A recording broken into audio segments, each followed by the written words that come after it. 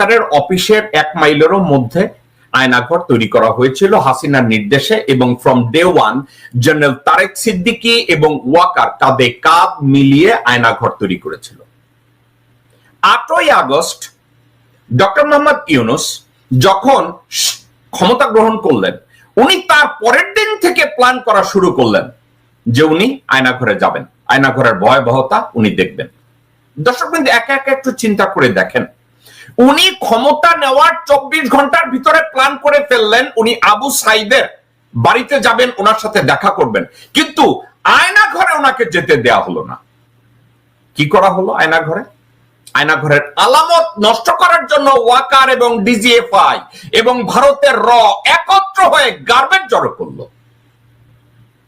Chair table ছড়ালো, আলামত completely destroy করলো।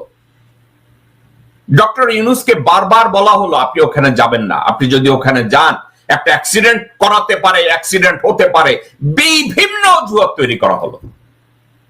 এই অজুহাতটা কেন তৈরি করা হলো? ডক্টর মোহাম্মদ ইউনূস উনি যেন আয়নাঘরের ওখানে না যায়, উনি যেন এটা নিয়ে জাতিসংঘকে, পশ্চিমা বিশ্বকে ইনভাইট করে ওটা দেখাতে না পারে। এখন র একটা কাজ সবসময় করে দর্শকবৃন্দ, কি করে? রয়ের যে লোকগুলো দিয়ে বাংলাদেশে নিয়ন্ত্রণ করায়, যদি দেখে তাদের স্বার্থসিদ্ধি হয়ে গেছে অথবা ধরা পড়ে, তাদেরকে সহ র মেরে ফেলে।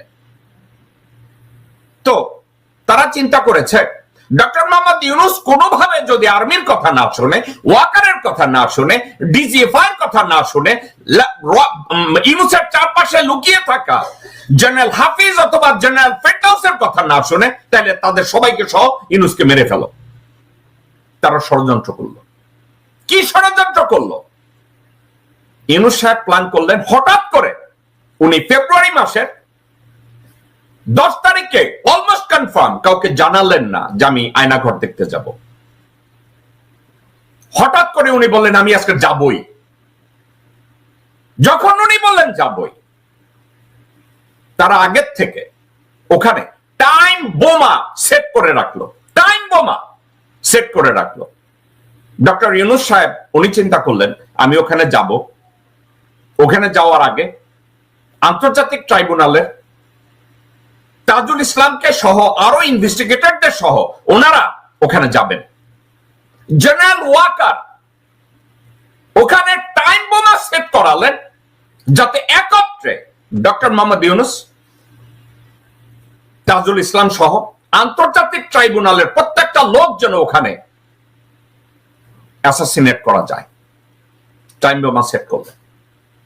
এখন দর্শকবৃন্দ, র এখানে অনেকে বলবে ওখানে যখন তাজুল সাহেব গিয়েছে, ওখানে যখন যারা টাইম বোমা পেয়েছে জিজ্ঞাসা করেছে, একটা বালতির ভিতরে যখন টাইম বোমা বেরিয়ে আসলো, জিজ্ঞাসা করা হলো এগুলো কোথা থেকে এসছে। ডিজিএফআই লোকজনরা আয়নাঘরের দায়িত্ব নিয়োজিত হায়নারা বলল আমরা জানি না। দর্শকবৃন্দ, আমরা জানি না। বোমা সেট করে রাখার পরে ওই হায়নারা বলছে আমরা জানি না এই টাইম বোমা কোথা থেকে আসছে। তাজুল ইসলাম এই বিষয়টা নিয়ে এর আগে কথা বলে নাই, কিন্তু তাজুল ইসলাম হঠাৎ করে এটা নিয়ে কথা বললেন। শুনুন তাজুল ইসলাম কি বলে। আপনারা হয়তো অনেকে জেনে থাকবেন যে আমরা ওই সময় যখন প্রধান উপদেষ্টা তার পরবর্তীতেই সফরে যান, তার আগে আমরা গিয়েছিলাম, তখন আমরা যখন এই যে ডিটেনশন সেন্টার গুলো, এগুলোকে নানানভাবে আলামত নষ্ট করা হয়েছে, রুম গুলোকে নানানভাবে ভেঙে চুরে বিকৃত করা হয়েছে, সাউন্ড প্রুফিং ম্যাটেরিয়াল ছিল, টর্চারের যন্ত্রপাতি ছিল, এগুলো সরানো হয়েছে, গার্বেজ দিয়ে নানান ধরনের ফার্নিচার, ময়লা আবর্জনা দিয়ে ডাম্প করে রাখা ছিল, যাতে করে ওখানে রেডিলি কেউ ঢুকে কিছু বের করতে না পারে।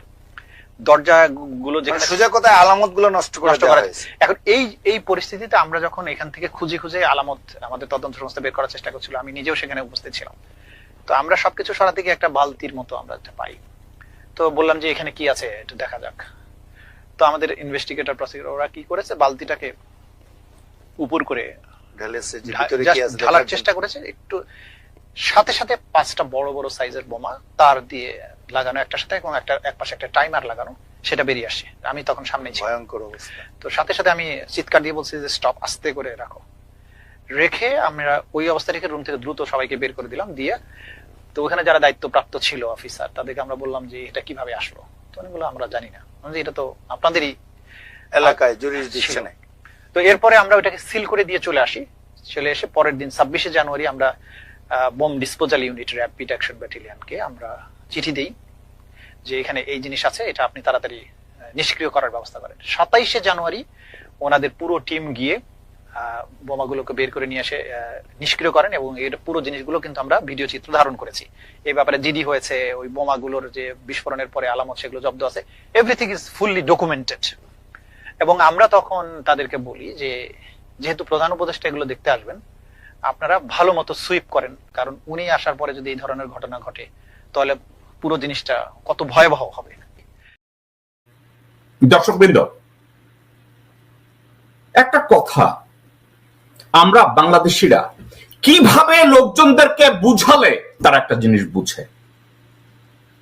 জেনারেল ওয়াকার 17 বেঙ্গলের অ্যাক্টিং সিও হিসাবে সোলজারদের সহ দাঁড়ায় থাকলেন পিলখানায়, ভিতরে ঢুকলেন না।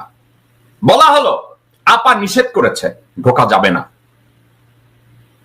এই জেনারেল ওয়াকার মেজর অবস্থায়, জেনারেল ওয়াকার তার ব্রিগেড কমান্ডার হাকিমকে, ব্রিগেডিয়ার জেনারেল হাকিমকে ডিসোবে করলো, ডিসিপ্লিন ব্রেক করলো, তারপরেও তাকে ওখানে রাখা হলো, তাকে ব্রিগেড কমান্ডার বানানো হলো 46 এর। লন্ডনে কোর্স করতে যাবে, ভর্তি পরীক্ষায় পাস করে নাই, ডোনেশন দিয়ে তাকে ওখানে ভর্তি করানো হলো।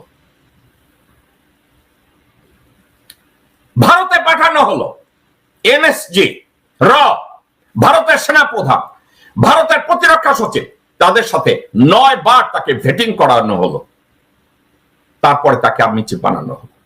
ওয়াকারের তত্ত্বাবধানে আজ পর্যন্ত বিডিআর পিলখানার বিচারকাণ্ড সুষ্ঠুভাবে তদন্ত করতে দেওয়া হয় না। ওয়াকারের তত্ত্বাবধানে জনগণের উপরে হেলিকপ্টার থেকে গুলি করে আমার মা বোনদের বুককে ঝাঁঝরা করে দিয়েছে, বাচ্চাদেরকে মেরে ফেলেছে, শিশুদেরকে মেরে ফেলেছে, মাকে গুম করেছে, বাবাকে গুম করেছে, সন্তানদেরকে গুম করেছে, যা প্রত্যেকটা অপকর্মের সাথে ওয়াকার জড়িত। ওয়াকার এবং জেনারেল মুজিব, যে মুজিব বিশ্ববিদ্যালয়ে গিয়ে সারে জাহাজে আচ্ছা গান গেয়েছে, তারেক সিদ্দিকীর গুণ তারা এখনো ওখানে বসে আছে বাংলাদেশে ধ্বংসযজ্ঞ চালানোর জন্য।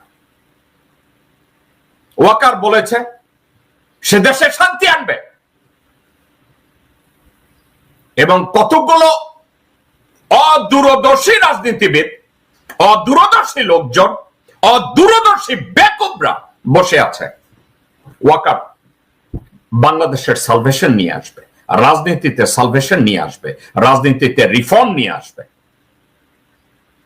ডক্টর মোহাম্মদ ইউনূস দায়িত্ব নেওয়ার পর থেকে ওয়াকারের ধান্দাবাজি, রয়ের ধান্দাবাজি ধীরে ধীরে প্রকাশ পাওয়া শুরু করলো। যখন রয়ের ধান্দাবাজি প্রকাশ পাওয়া শুরু করলো, তাদের সামনে একটা এলিমেন্টস ছিল। সে এলিমেন্টসটা কি? কোন একটা অজুহাত দিয়ে ডক্টর মোহাম্মদ ইউনূসকে যদি অ্যাসাসিনেট করা যায়, এই অ্যাসাসিনেশনের প্ল্যানের পার্ট ছিল, পার্টিকেল ছিল এই টাইম বোমাগুলো ওখানে সেট করা। ডক্টর মোহাম্মদ ইউনূস হঠাৎ যদি ওখানে গিয়ে ঢুকে পড়ে, জাতিসংঘের লোকজনরা যদি ঢুকে পড়ে, তাজুল ইসলাম যদি তার টিম নিয়ে ঢুকে পড়ে, সমূলে তাদেরকে মেরে ফেলা হবে। ওয়াকার ব্যাখ্যা দিবে এখানে আগে সরকার কি করে গেছে আমার জানা ছিল না। ঠিক যেমনি টাইম বোমা পাওয়ার পরে ওখানকার লোকজনরা বলেছে আমরা জানি না, আমরা জানি না। এটা থেকে কি আইএসপিআর কোনো বিজ্ঞপ্তি দিয়েছে? ওখানে যে টাইম বোমা পাওয়া গিয়েছে তাজুল ইসলাম প্রসিকিউশনের স্বার্থে, তদন্তের স্বার্থে তাজুল ইসলাম এটা নিয়ে কথা বলে নাই, সেটা দেশপ্রেমিকের পরিচয় দিয়ে